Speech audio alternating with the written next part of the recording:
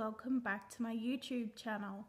So today's video is going to be about our decision to go through IVF. So as many of you know, I have PCOS and we really thought about growing our family and we were just not sure what was the best way to do it, since trying to conceive naturally just was not working. So Andrew and I have decided that we are going to go down the IVF route. It's something we have been thinking about for quite a while. We didn't just jump into it at all. We were thinking about it for quite a while and we just kept on putting it off, going, oh, maybe it'll happen this month, you know, and then we won't have to do IVF, because even the thought of IVF is daunting. Now, this video will not be posted until we've gone through the whole cycle. Reason being is that I know my subscribers will support me, and you know, you guys have been really supportive since day one, since I've said that, you know, I've struggled with infertility. But there are other people who are just out on the internet who don't agree with IVF, they don't like the process of IVF. So I just didn't want to put this video out there while we're going through the IVF process, because IVF takes a huge toll on not only your emotions but on your body as well, and we just couldn't deal with the negative side of it. So my husband and I are going to go through this privately, but we're going to film it to share with you guys afterwards. So yeah, we're really hoping that this IVF cycle is successful. Because I have PCOS, that means that I probably produce around 15 eggs on each side of my ovaries, so they overachieve and I don't release a good egg. Whereas if you are healthy, you produce 6 eggs on each side and release 1 good egg. So that is why when you have PCOS, your periods are very few and far between, because you're not releasing eggs. And when you do release an egg, it's not necessarily going to be a real good one. So that's why some people with PCOS, often their natural pregnancies end in miscarriage. So Andrew and I decided that IVF was the best way to grow our family. So right now I'm going to talk to you guys about medications and what we're going to be taking. So today is the 23rd of August, it's a Thursday, and I have been on birth control for roughly about 3 weeks now.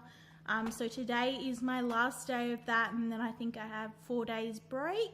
Yes, I have 4 days break, and then on Tuesday I start my very first injections. So side effects of the pill. Now I haven't got any headaches or nausea or any of that kind of stuff that some people say they get with the pill. I haven't had any weight gain, which is really good. So yeah, so that is what I haven't had. What I have had is I have been a little bit constipated, I have been a little bit bloated, and I also have had very sore boobs. Like the whole cycle I've had very sore boobs, which I never get, and sometimes I get, you know, maybe before my period, but that's like once every 6 months. So but yeah, that's normally only for like a week before my period is due. But yeah, no, they've been sore all month. So I'm also going to start taking folic acid. So folic acid is really good for preventing the embryo when it is put in October. If all goes well, it should be put in October.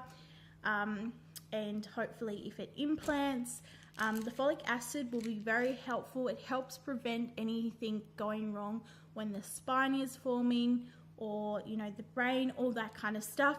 If you're lacking in folic acid, that's what can cause a lot of those sorts of problems with the spine forming and all that kind of stuff. So my doctor said this is the most important one to take.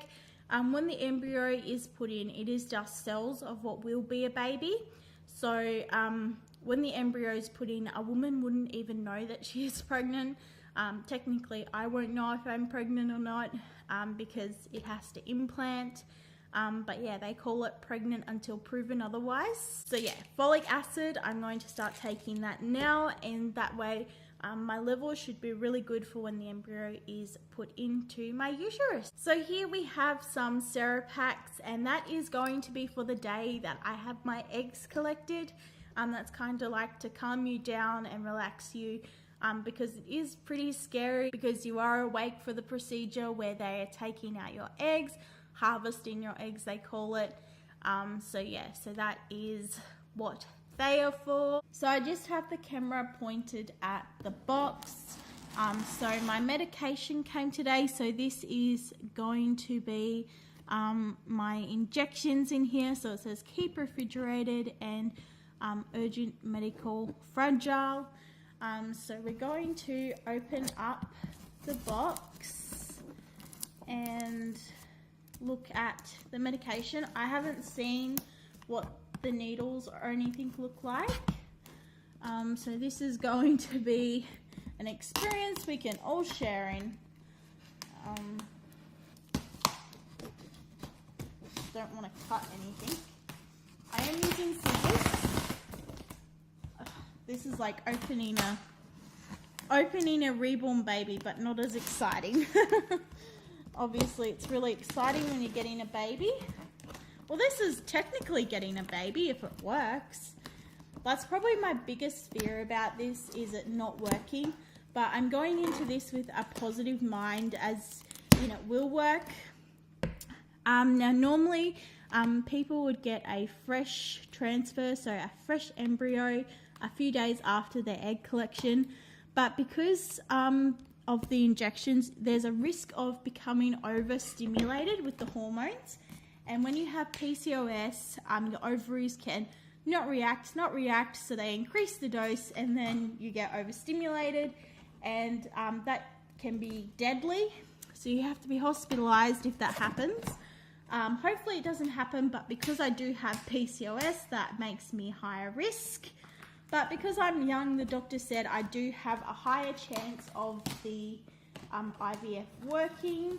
So that is a good sign.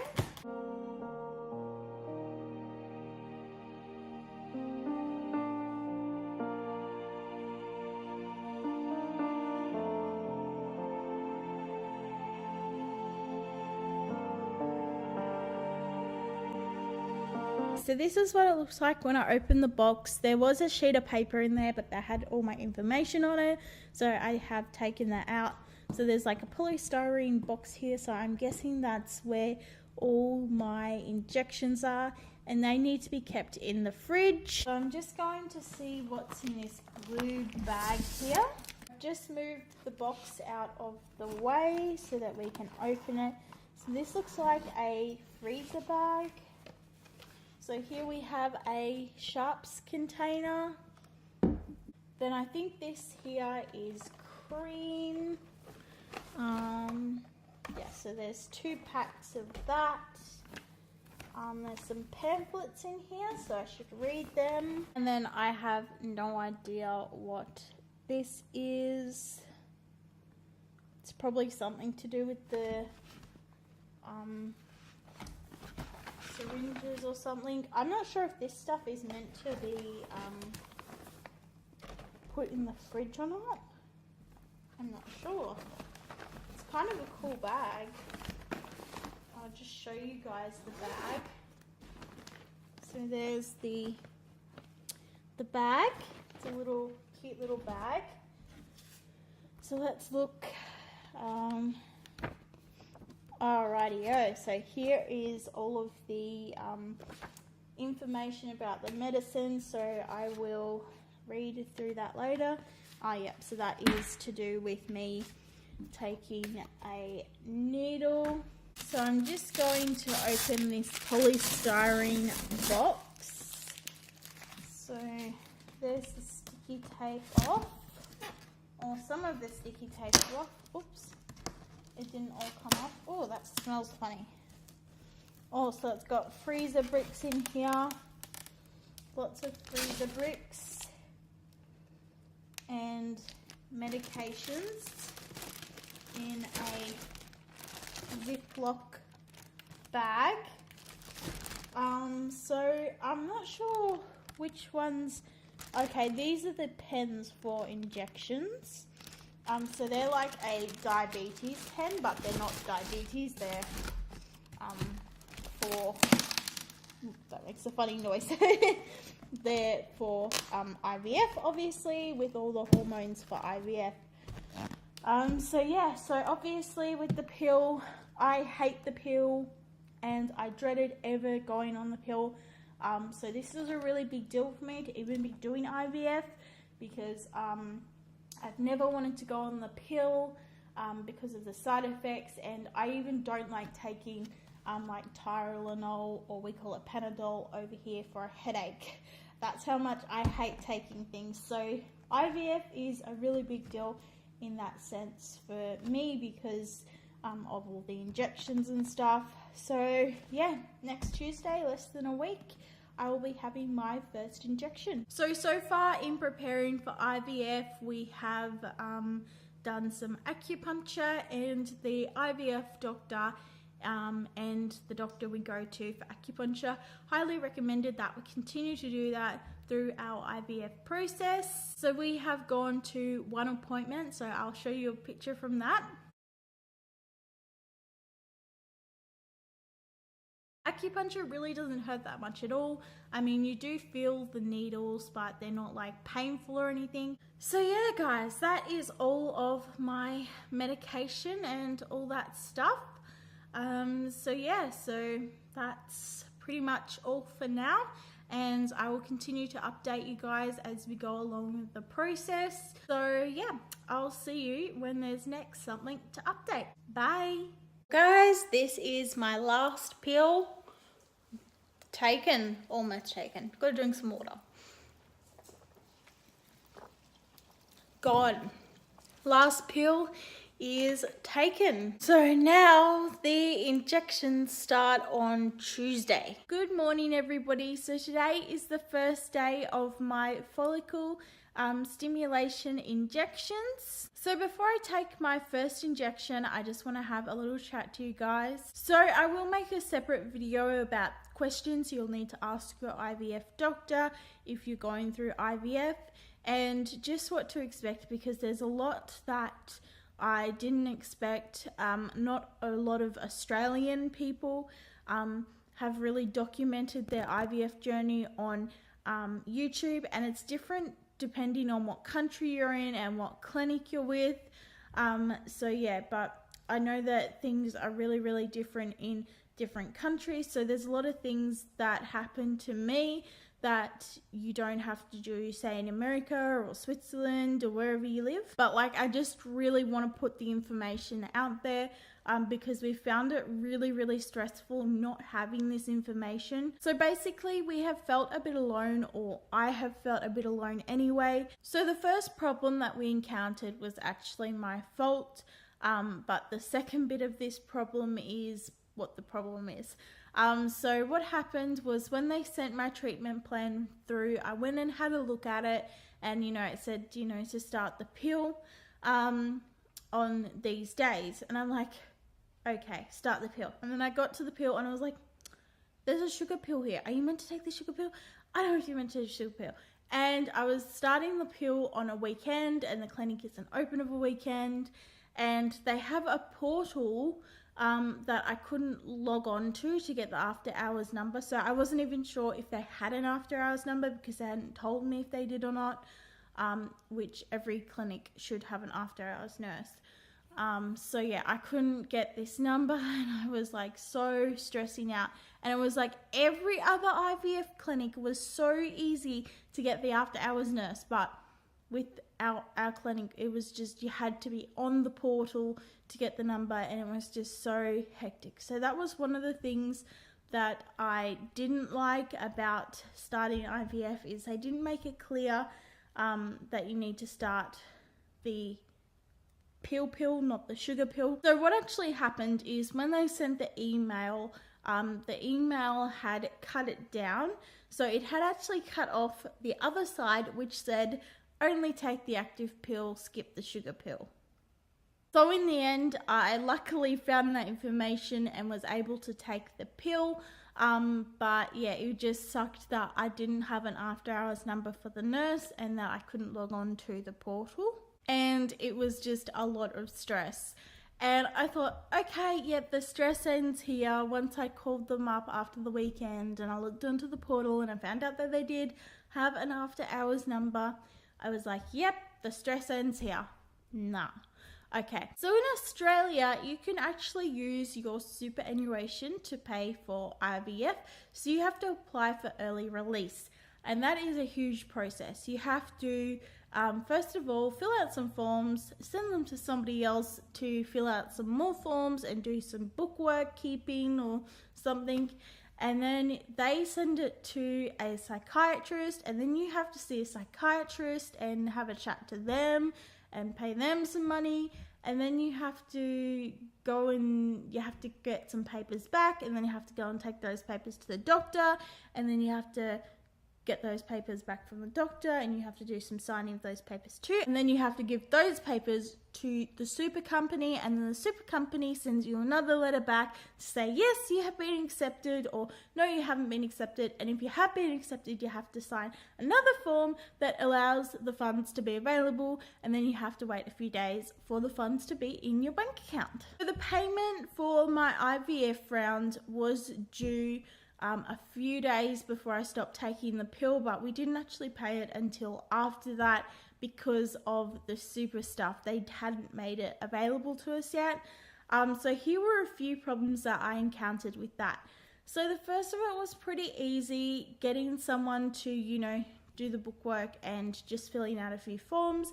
And we thought, that might be all it will be, or that's what I thought it all would be. I hadn't really been explained it in more detail. So they did show us the Super Care brochure, which is what the company is that allows you to access your superannuation early, but they didn't really go too in depth with it, and I thought that they would, because the lady that talked to us was the financial side. She wasn't the nurse. We've seen a few different people. We've seen the doctor, we've seen the nurse, and we've seen the receptionist who does all the financial side of things. So they said, if you ever want to talk financial, go to her. So that's basically what happened. So we weren't explained in full detail. And then there was all these forms we had to fill out. So we had to, after the psychiatrist, we were going, oh yeah, this is all good, and then they're like, okay, now you have to take these forms to the doctor. And a letter from the psychiatrist to say that yes, you can have your super released early. So we went to the doctor and she had no idea how to fill it out. No idea. So she filled it out wrong. And then when we sent it off, because we weren't sure if it was filled out right or not, we're not doctor people. So then they sent it back to us and said, no, it's filled out wrong. So we had to get print out again, and then we had to send it to the doctor again, and she did it right this time. But I heard a lot of people afterwards saying that they yet to find a doctor that knows how to fill out those forms. Apparently they're really, really hard to find a doctor that actually knows how to fill out that form. And I was thinking, hang on, she's got to have had a few of those forms, because the IVF clinic is literally just next door. Well, not next door really, there's a lot of different things there, like blood places, where they take you for blood tests, and chemists and all that kind of stuff, and x-ray places, but it's in the same complex. There's an IVF clinic, you would think they'd be going to that doctor right there. So that was frustrating, and I was worried it wasn't going to come through in time. So that was a day or two before the payment was due, and then it wasn't until after, I was expressing my concern to my husband. He's like, yeah, maybe I should tell you that once we do get accepted, if we do get accepted, we have to wait, they said, 5 days to access the money. I was like, no. So then, I was talking to the IVF place. They said, if you don't have the money, you have to postpone your IVF cycle 2 weeks and go back on the pill. I was like, oh goodness, no, please don't do that.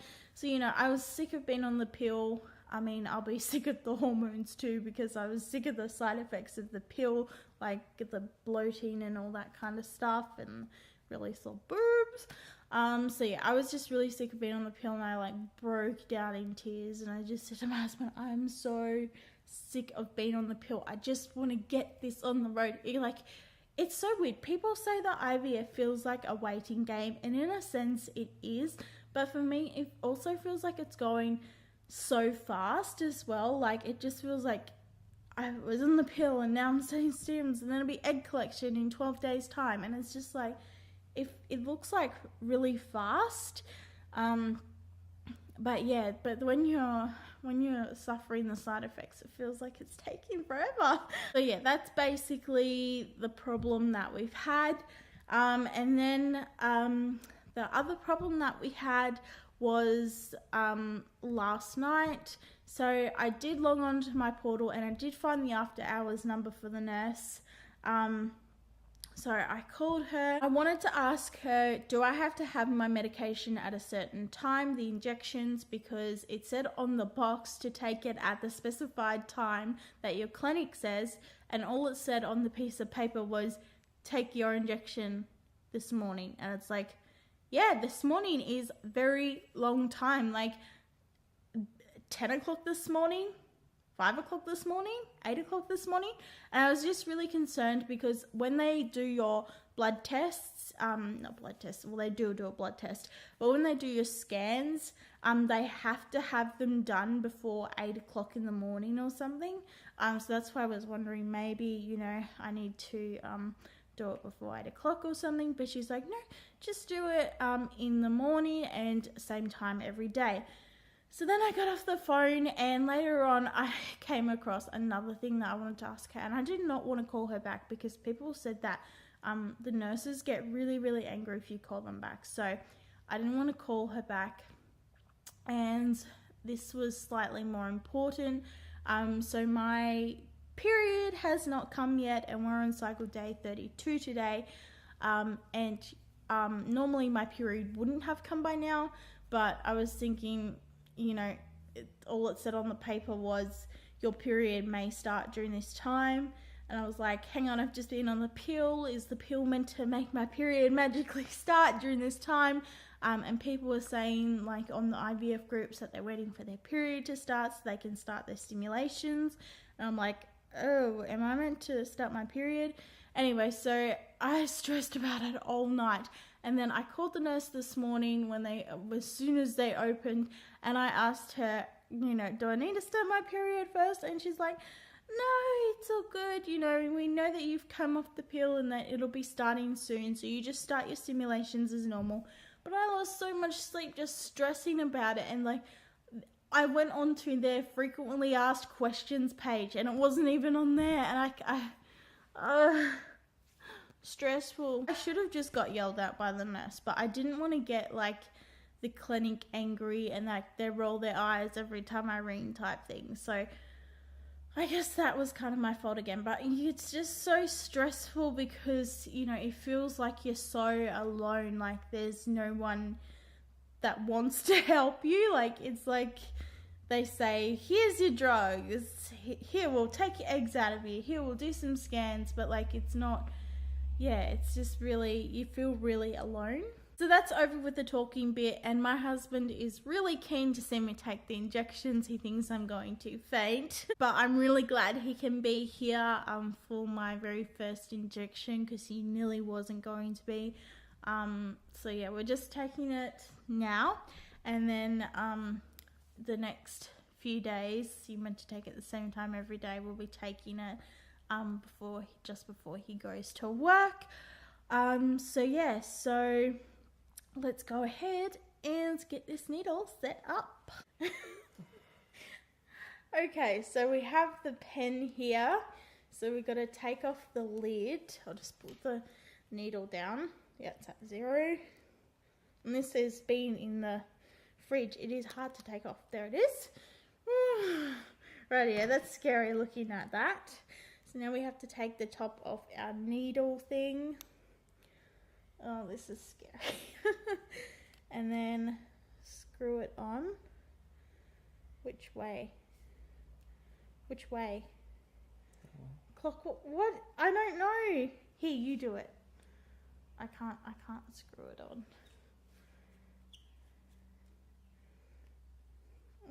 This is so scary. So then once that's screwed on, you've got to take the lid off. Have you dial it up? Oh. No, I think you dial it up afterwards. So how much do we need? So now we're just getting the dose. 112.5. That's just get you to check. That's right, isn't it? Now we get some skin. Remove the needle cover. Oh. So do I press it once it's in there?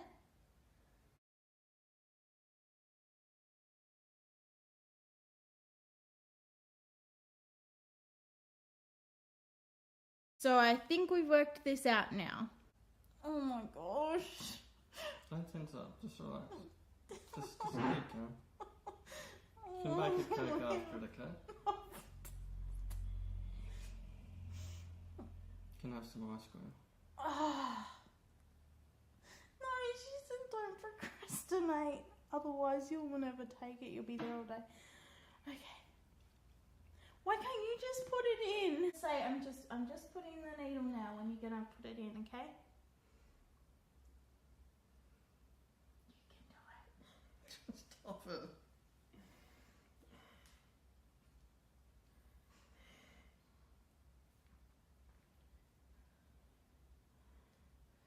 Don't stab me! Don't stab me! Well, I've got it. How else is it gonna get in?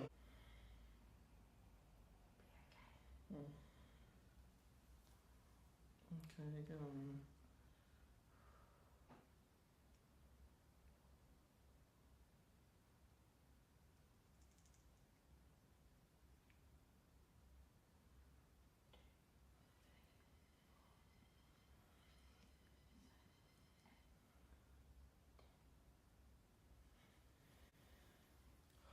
Did that hurt? No! Goodness. It was fine. Oh, there's a drip. I think it went to 0. Yep. I started pressing it, nothing was happening. No, we're good. Oh, We're done. No, it was just like a little mosquito bite. Goodness, I thought the whole thing was moving around. Okay, so first injection done, and that was a little bit of a drama, but we got there. Thank you to my amazing husband for giving me the injection. I just could not do it by myself. Don't put that in the bin. Nope, we have a sharps container. We feel so much better now that the injection is done, and now just for tomorrow, they should get easier as time goes on. Today was just the hardest one because it was the first injection. At the moment, not feeling too bad. It's a little bit sore where the needle went in like afterwards. It didn't hurt too much, like the needle was just like a little pinprick. And it is bleeding a little bit, but that should stop. Just like with a blood test, you know, you get a little bit of blood afterwards. So yeah, that was a little bit dramatic to begin with, but turned out okay, and I'm so thankful for my amazing husband. So yeah, that is today's injection done. Okay guys, so it's 5:30 in the morning, so it's a bit earlier today doing my injections than yesterday. The lady said it was okay that yesterday was a bit later because I had to call them.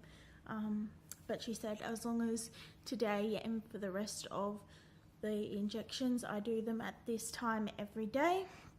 So again, my husband is going to give me my injection. So I'm just waiting for him at the moment. It's 5:30, or just about 5:30. We're just a few minutes short. So while I'm waiting for my husband, I'm going to get the pen ready.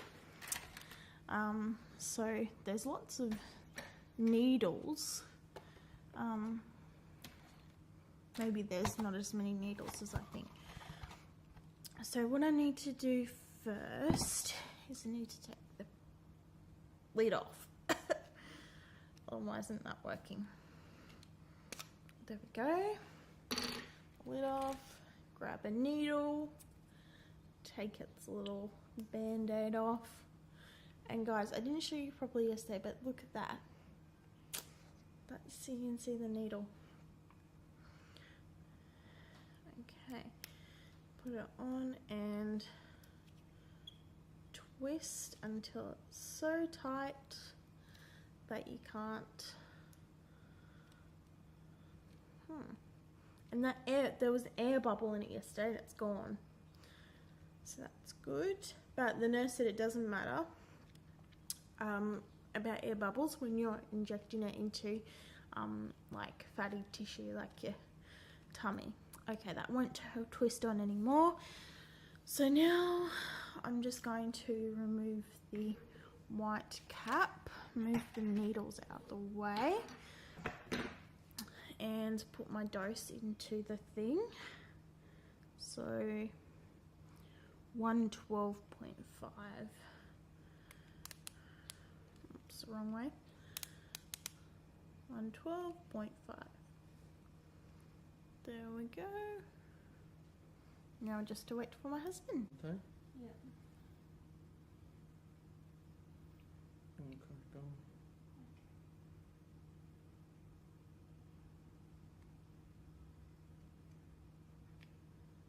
One, 2, 3, 4, 5, 6, 7, 8, 9,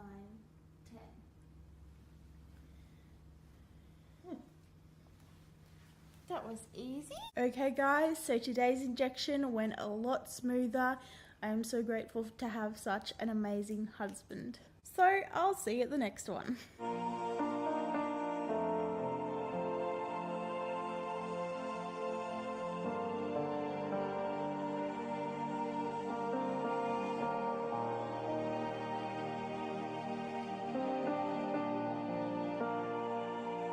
So it's day 3 of the injections and we are starting to see some bruising from the injections. I have also noticed with this injection that you tend to bleed a bit afterwards. But yeah, so far so good, no weird side effects, just the bruising. So that's it, till next time.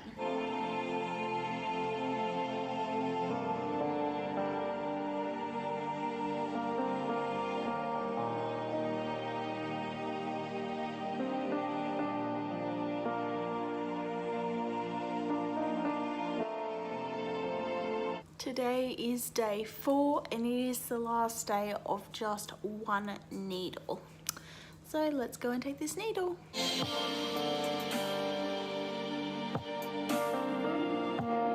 Hello everybody, so this is another update. So it is day 4 of stims and this morning I went for a blood test. So I've got to tell you guys about that blood test. It was absolutely horrible. So basically what happened is the IVF nurse is right next door, like the IVF clinic is right next door to where I was having the blood test.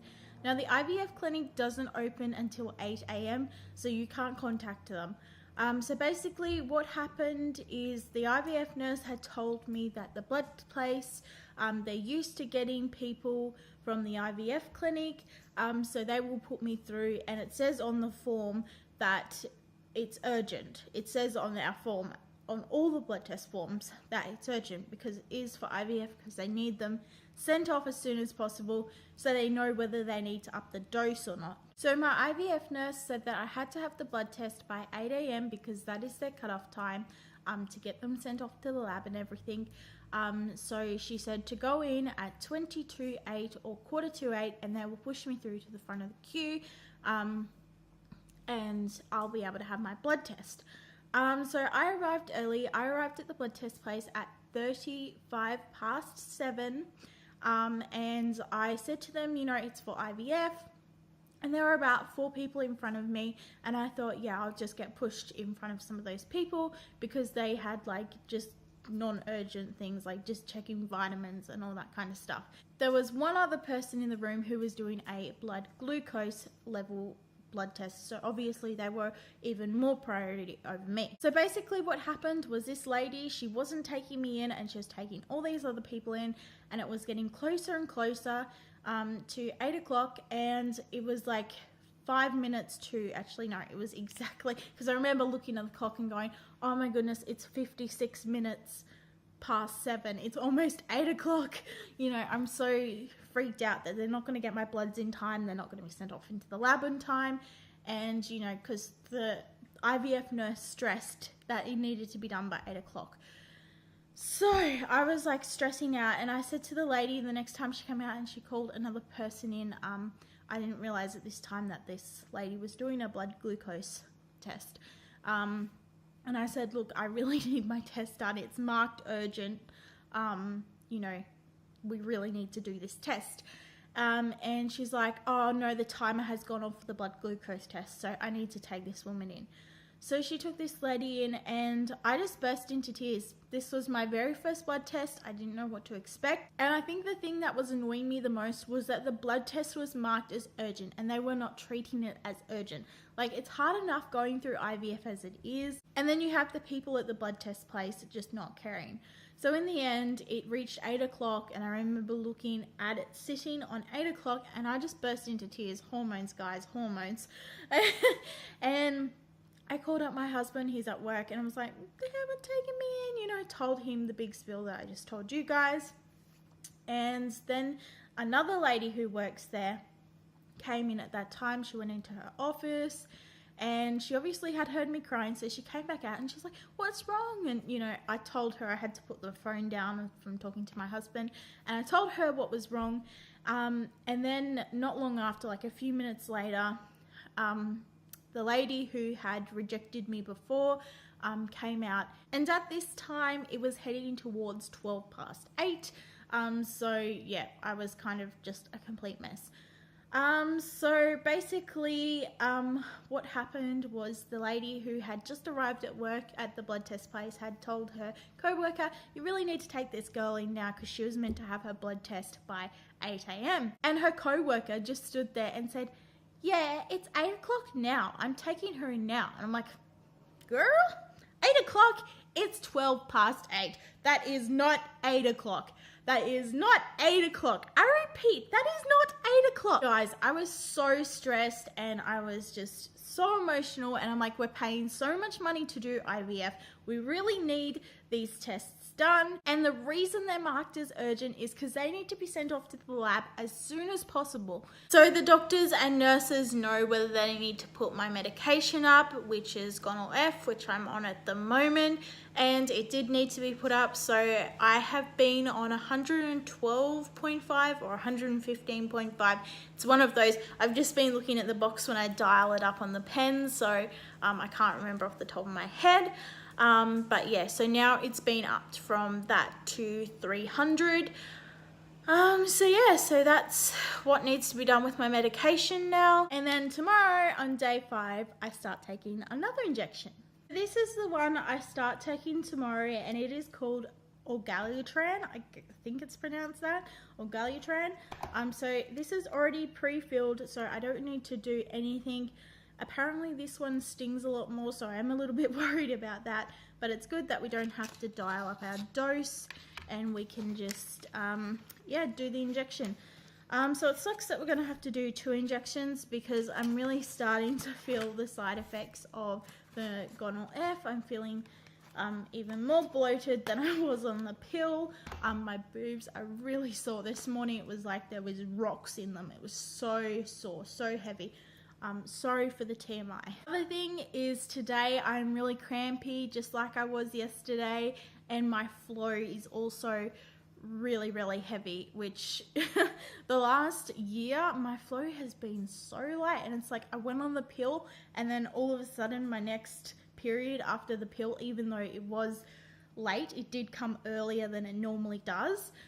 Yeah, it's just been really heavy. So I'm hoping that's good though, because that means that I'll have a good lining in my uterus when it comes to put the embryo in. So yeah, that's all the updates really. So that was my first blood test experience with IVF, and all the drama that happened there. And yeah, my medication's been put up, and I'm starting Orgalutran tomorrow. So that is basically all of the updates, all of the symptoms. And so I'll see you guys tomorrow when we do the injections. So see you then. Hi guys, it's still day 4 of stims, and I just had a shower, and I thought I would quickly hop on here and just do an update, because this is part of the journey. It was part of the journey that I didn't realize was going to happen. You know, I was trying to think positive, and I've been thinking positive, and you know, being just like, it doesn't matter if it doesn't work, you just try again. But I'm really scared, what if it doesn't work? I need to like calm myself down a bit. But yeah, I'm really scared of IVF not working. And I don't know where all these emotions are coming from. But I'm so lucky to have a supportive husband. And I think that's one of the things that's also bothering me, is it's Father's Day this weekend. What if I can't give him a child? What if he never becomes a father because of my dumb body? He's trying to conceive is so lonely, and there's people in your close life who just aren't going to understand, and they're gonna just tell you to just relax, and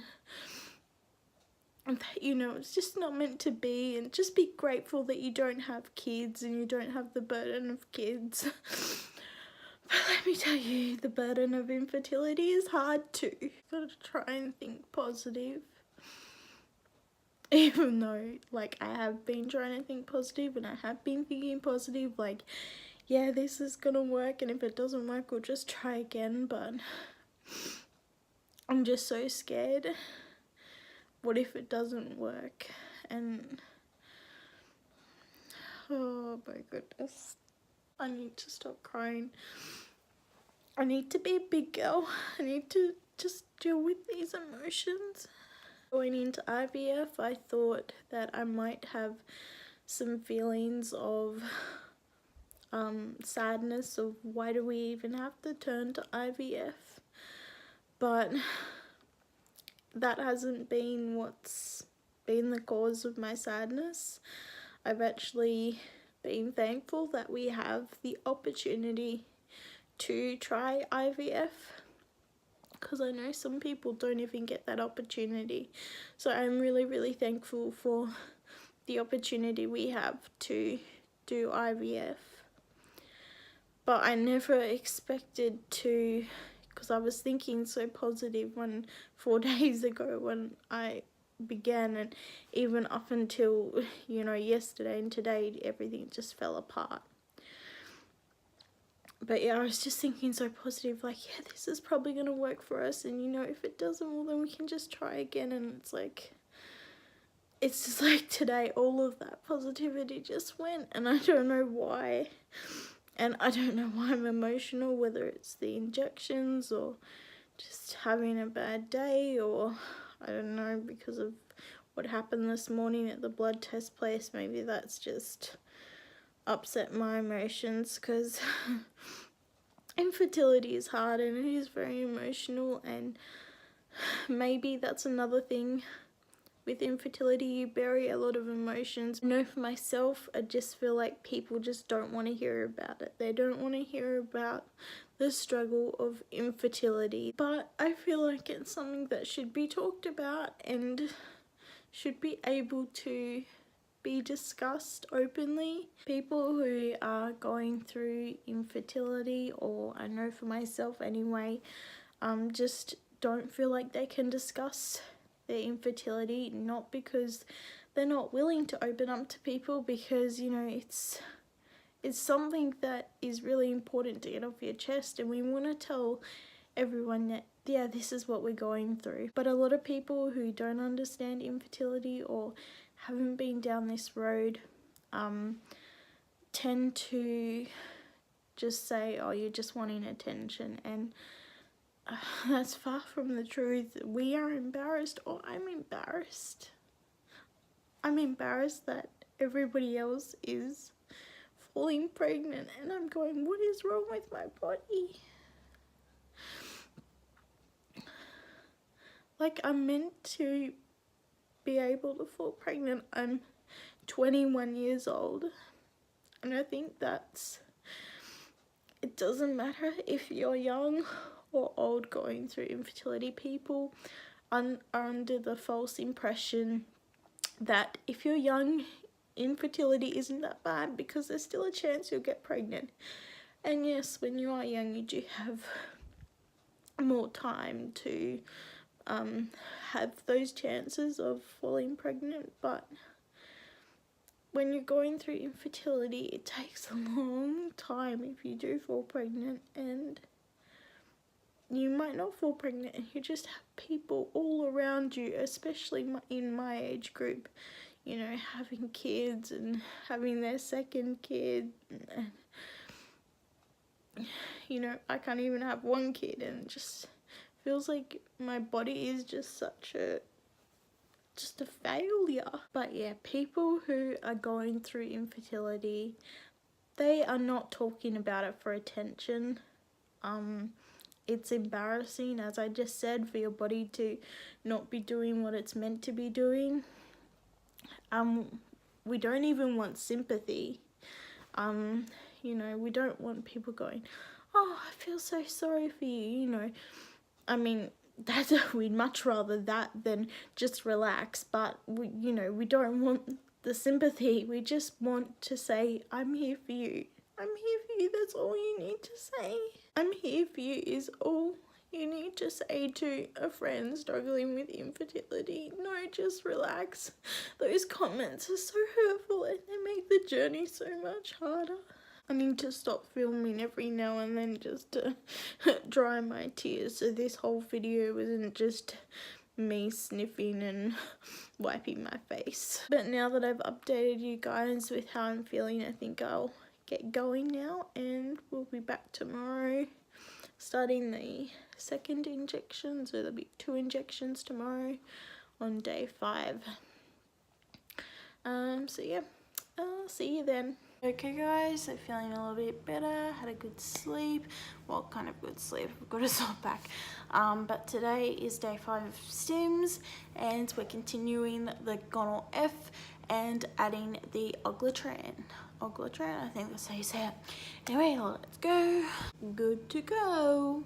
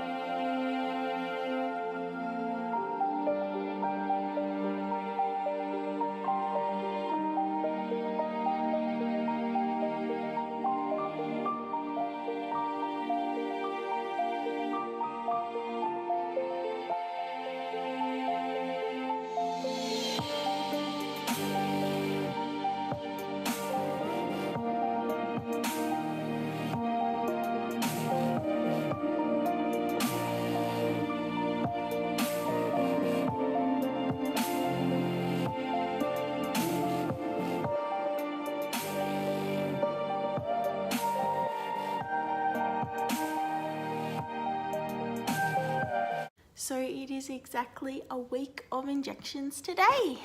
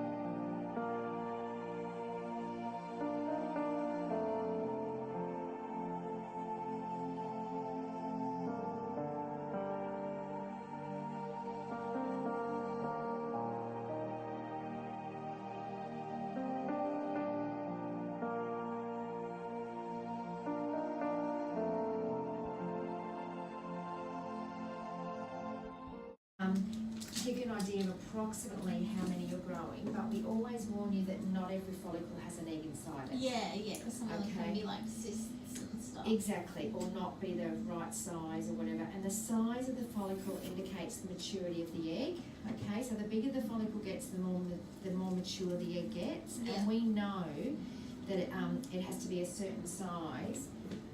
The follicles need to be a certain size before the eggs inside are mature. Yeah. Okay. Now you can't see the egg because they're microscopic. Yeah. So we just rely on the size of the follicle. Okay. I'm just going to dim the light so I can see the screen a bit. Okay everybody, so I'm still not feeling 100%, but I'm feeling much better than I felt when I woke up this morning. So I just got back from my second blood test and first scan, so I'll get the blood test results this afternoon. But from the looks of the scan, I've got 8 good follicles, she said. There was 8 on each side, but in total there was 8 follicles on both sides that were good, or good size. So yeah, crossing fingers, the follicles keep growing. So good news so far, and I'll get the results this afternoon.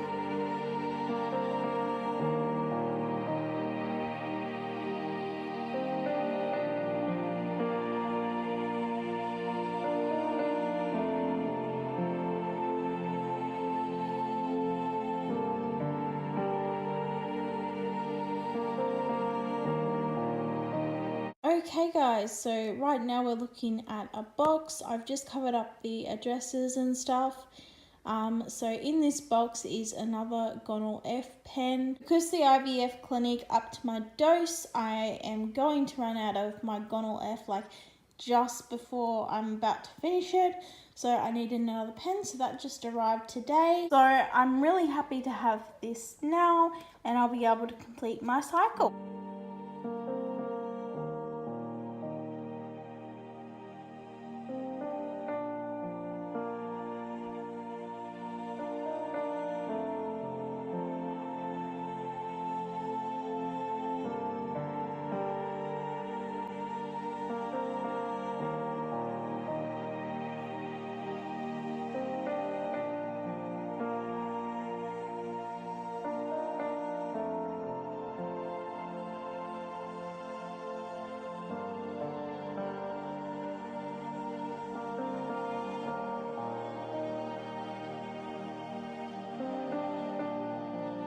So this is your right side, so I measured 7. Excuse me, and as I said before, we convert to millimetres and round up. Okay, so that's like a 12, 15, 12, 14, 10, etc. On the left, I counted 12, and again, actually, you know what? I don't think you're ready for Monday because there's so many that are, yeah, no. The criteria for egg collection is you've got to have at least 3 at 17, and you've only got 1 at 17. So we don't want to take you to egg collection on Monday and only get 1 egg, whereas if we left you a couple of days, all these other ones are going to come up. Okay, so looking at that, I don't think you're ready for Monday. Yeah, so that means it will be continue with everything. It will be a blood test and a scan on Monday and probable egg collection on Wednesday. Okay. Hey guys, I thought I would just quickly come on here for an update. I know I'm going to cry, so I'm going to make this as short as possible. So many emotions right now. So I just went and had my third blood test, which was meant to be my final blood test. Then I had my second scan, which is meant to be the last scan before egg collection, on Monday. Well, now my egg collection has been postponed from Monday to Wednesday, and I have to continue the injections longer. Tomorrow was meant to be my last day of injections, and I'm to the point now where I'm just sick of having injections and just I'm fed up. I'm really getting sick of these needles, and the longer my egg collection is postponed, the longer everything takes, and I'm a freeze-all cycle, so which means I will have to wait approximately 5 weeks after egg collection just to get my embryo put in. But if you have a fresh embryo put in, you get that a few days later, but I'm not allowed that due to having PCOS. But obviously my ovaries aren't reacting very well, otherwise I would have good sized follicles. I'm just really angry and upset at myself. This has been so hard because not only has my body been failing me naturally, but now I feel like my body's still failing me even with IVF. Well, it's not just failing me, it's failing my husband too. Anyway guys, I'm getting too emotional, so I'm going to end it here so you guys don't have to watch ugly crying. So yeah, I'll see you in the next update.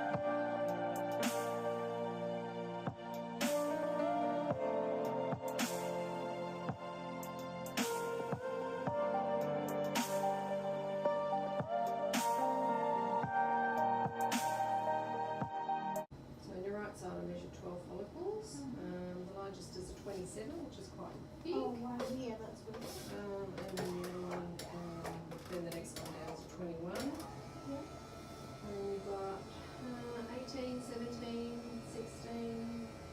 So they're good sizes. So 1, 2, 3, 4, 5, 6, 7 or so good sizes on that side. And then we've got 1, 2, 3, 4, 5. 6, 7, 8, 9, 10, 11, 12. That's good. There was only like 5 the other day, I think, on that side, on the left. 5 good sizes. 5 good sizes, yeah. No, you've got certainly. I mean, I can't be accurate about exactly what the numbers will be. For the pieces, but I've certainly got a good number. Yeah, you have. Mature follicles. Yeah, you have. Well, I measure the spaces. I don't know that the egg inside is mature. Oh yeah. All I do is There's measure the just black more hole. chance that it'll be mature. Yeah, exactly. Yeah, so there's a whole degree of stuff that we don't know about until you get there. 27's really good though. It's a very good number, yes. So that means you need to, so 19 on one side and 12 on the other.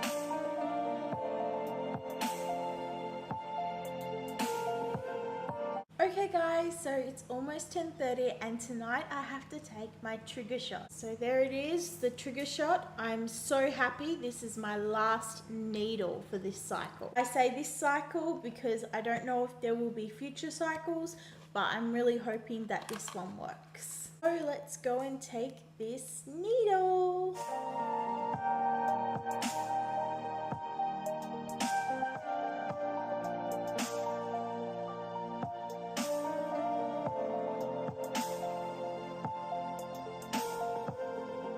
Done and dusted. The needles are officially over. So I'll see you at the next update.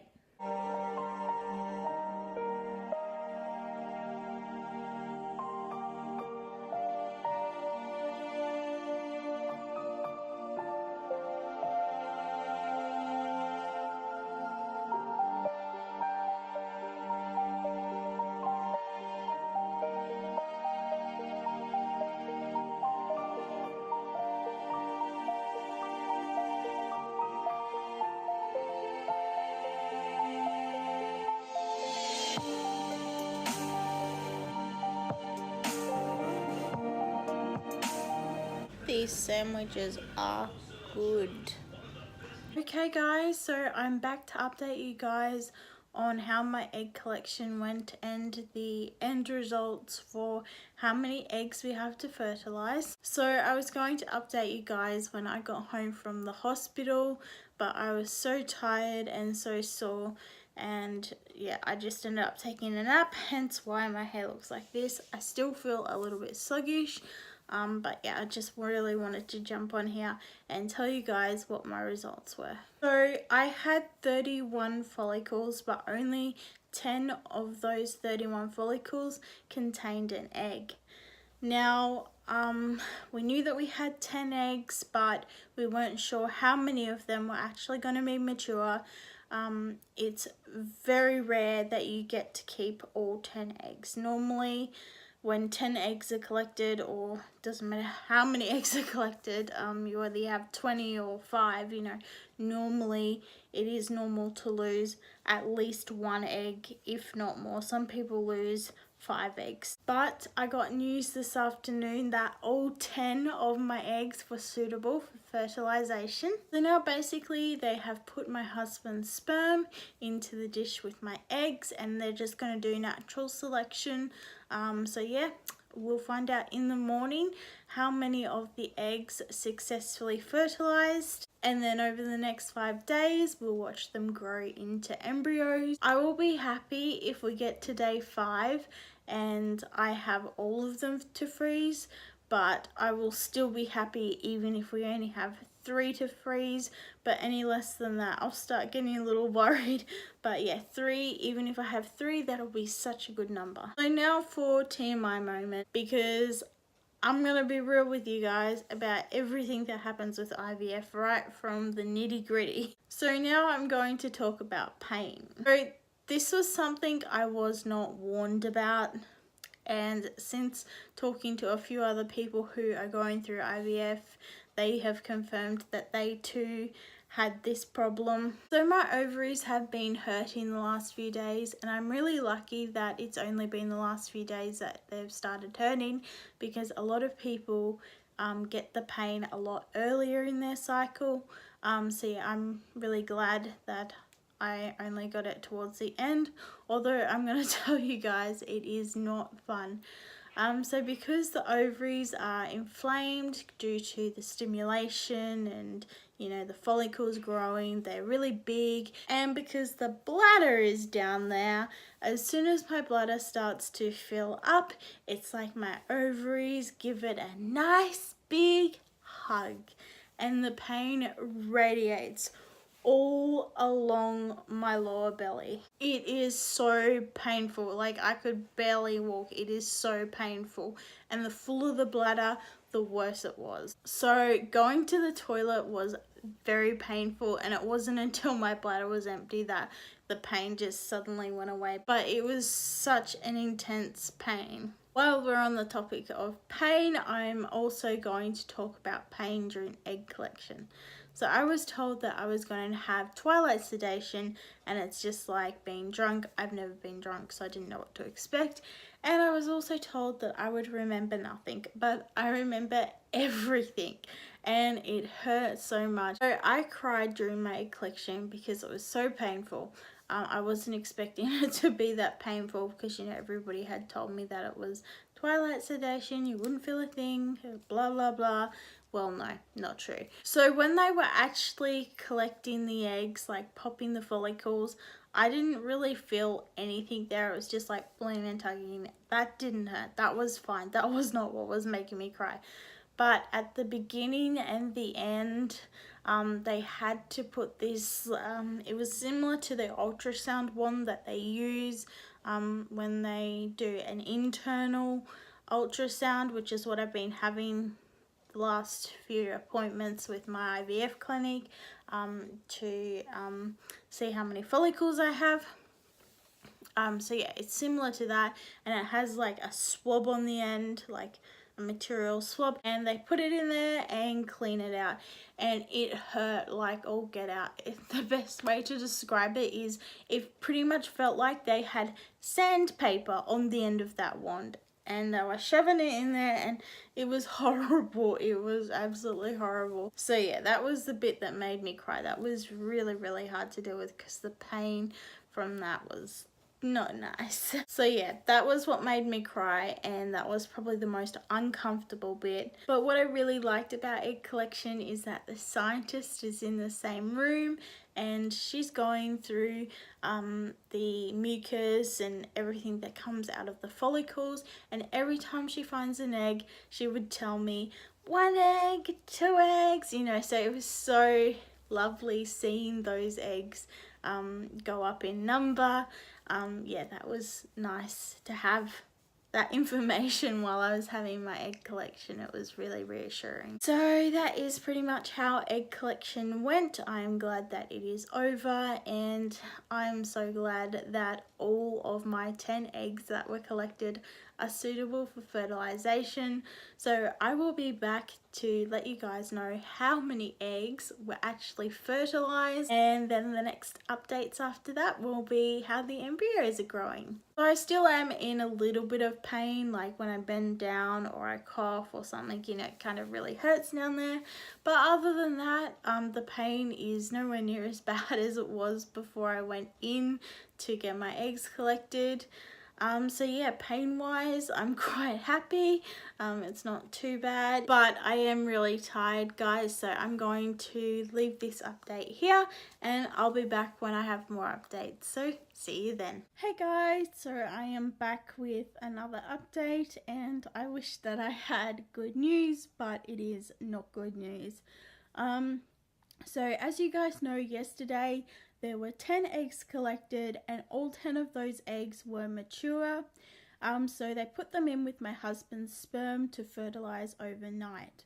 Now this morning when the scientist went into the lab at the IVF, they found that only 2 of those 10 eggs had been fertilized. We are going to need a miracle to even get 1 embryo out of this whole cycle. This could be all over next week and we could have nothing. With the amount of eggs that they collected from me, and considering that they were all good, they expected that at least half of those eggs would be fertilized at the minimum. And the reason the eggs weren't fertilized is because of the sperm.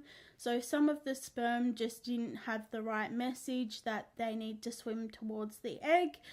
So they didn't swim towards the egg, and the egg therefore was not fertilized. So this was really, really hard news to hear, especially this early on. If we were to day 5 and we were ready to freeze and I only had 2 embryos, I would be like, woo, this is good. But on average, people don't normally get 10 eggs like I did yesterday. So they already start off with less eggs, and then normally more fertilized overnight if the sperm know what they're doing. Just say this other person had like 7 eggs and the sperm only fertilized 5 of them, and they've lost 2 eggs, which isn't bad, but they still have 5 chances of these embryos growing. But embryos are really, really hard to grow. However, with 5 eggs, they could still only end up with 1 or 2 embryos by day 5. So we're talking about if this other person had 5 fertilized eggs, that at this time, which is day 1, I think, of the eggs and sperm turning into an embryo, what happens is from fertilization to freeze or transfer, some people do a fresh transfer, but with me they're doing a freeze all cycle because of my risk of overstimulation. But what usually happens is the embryos either stop growing or just die off, and by the end they started with 5 at fertilization and they might only have 2 to freeze or transfer. But we are starting off at fertilization with only 2. So we are going to need a damn miracle for any of our embryos to make it. Over the next 5 days, we're likely to only have 1, and I know it only takes 1, and I'll be grateful if we have 1. but the chances are that we're going to have 0 by day 5. So I have already cried about it, and I'm trying to move on now and just face the possibility that we'll have to probably do a second cycle, because I'm not going to get my hopes up too high that these embryos are going to survive. As I said before, we are going to need a miracle. It is highly unlikely that we will have any embryos at all from this cycle. So I'm not going to prepare myself for the best outcome of having 1 embryo or even the 2 embryos when there is the highest chance. Like, it is almost, you could say it's almost impossible that we will have any left. So I'm not going to get my hopes up about this cycle. I'm going to think in my head that this cycle is over with. And next time we will be doing ICSI. This time was just natural selection, so they just let the sperm swim towards the egg. But obviously we found out that my husband's sperm doesn't know that it needs to swim towards the egg, and the scientist said that might be also the reason why we weren't getting pregnant naturally, not only just because of my PCOS. So ICSI is basically where they take a sperm and they put it into the egg, so it's a higher chance of fertilization. It doesn't guarantee fertilization, but it gives a higher chance. So next time we do IVF, because we will do it next time if this one fails, we've already talked about that, so we will do it again, and next time we will do ICSI so that we have a higher chance of getting more embryos than we have now. But here is a little joke for you all. I had a thought, maybe all of my husband's sperm were males, because you know males are pretty dominant in his family.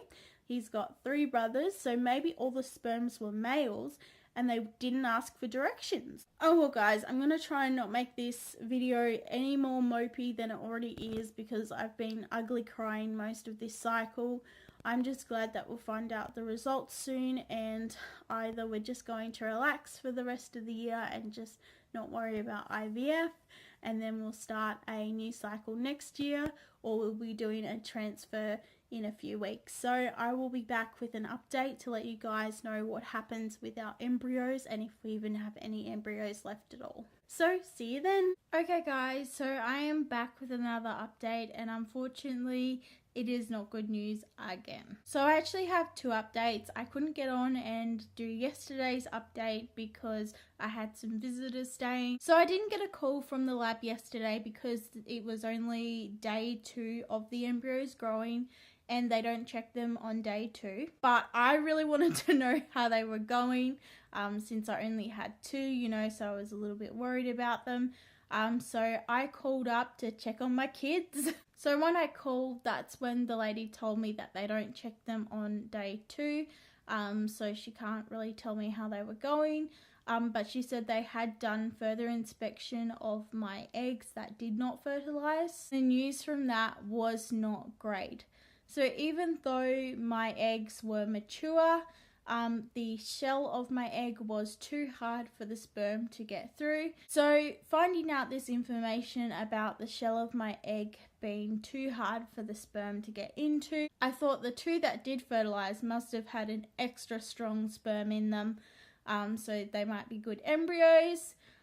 So yeah, I was crossing my fingers that that was a good sign, even though the reason that my other eggs hadn't fertilized was due to the shell of my egg being too hard. I was a little bit confused, considering that the information that I was given the day before was that my husband's sperm didn't know that they needed to swim towards the egg. So I'm still confused as to why they gave me these 2 different pieces of information, because they also said yesterday that there was evidence of the sperm trying to get into the eggs that didn't fertilize. So wouldn't that mean they did swim towards the egg? I'm so confused. Maybe they just tell you that before they do their exploring, just to keep your mind at ease. Okay, so that was yesterday's update. So today is day 3 of the embryos growing, and they don't call you unless something is wrong. Today's Saturday, so I couldn't call them, but yesterday the lady said I can call you tomorrow even if everything is good, if you just want to know what's happening. And I said yes, I want the call whether it's good or bad. So I got that call this morning, and I was hoping for some good news, because pretty much haven't had any good news since I found out that I had 10 eggs at collection. That was like the best news, that they could collect 10 eggs and that all 10 were mature, and then it's just gone all downhill from there. So the news was really bad. So on day 3, they expect each embryo to have between 7 and 10 cells each. So my embryos, one was 5 cells and the other was 6 cells. So they aren't measuring that far behind, but they still are behind, and that is not a good sign. The other concern was the fragments of the cells dividing. So when you break open a cookie, there's crumbs everywhere. That is the fragments of the cookie. So it's similar when the cells are dividing, there's little fragments. Now, it is normal to have fragments in your embryo. However, they want it to be 10% or less, and there is 20% fragments in our embryos. So the scientists said that there have been embryos that have been looking similar to mine and not doing so well, but have made it to day 5 and been frozen fine and being good embryos. However, the scientists did tell me that at the moment it's looking like they won't survive to freeze, or if they do survive to freeze, they won't be suitable for freezing. They won't survive the freezing process. So that news was quite sad to receive, and it was a little bit of a kick in the guts, but I was prepared for things not to be going so well. But at the same time, I did have a little bit of hope that things might improve. There is still more time left for improvement in my embryos, but at the moment it's not looking good at all. It looks like we'll have no embryos at all. As I said when I last updated, I have cried about the failures of this cycle so far. I have dealt with them, and I think it's easier dealing with the cycle, knowing the reasons why it didn't work. Like when you're trying naturally, you just try month to month and you go, why didn't it work? Why isn't this working? But when you're doing IVF, you're seeing it outside the body.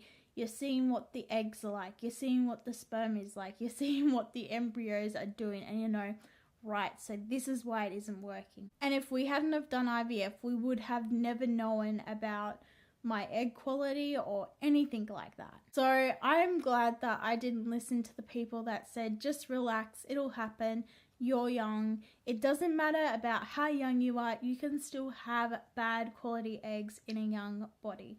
And with PCOS, that is another thing that the scientists said could be contributing to my egg quality. But basically, no amount of relaxing is going to fix bad egg quality. PCOS, endometriosis, any of those kinds of things. Relaxing just ain't gonna fix it, okay? If you're one of those people that says, just relax, stop it. Seriously. So tomorrow is day 4 of my embryos growing, but I will not be getting a call tomorrow. But on Monday, I will be getting a call to see how they're looking. And Monday is when I find out if any of them are making it to freeze, or if they've both not survived, or if they've caught up. Anything can happen in between then.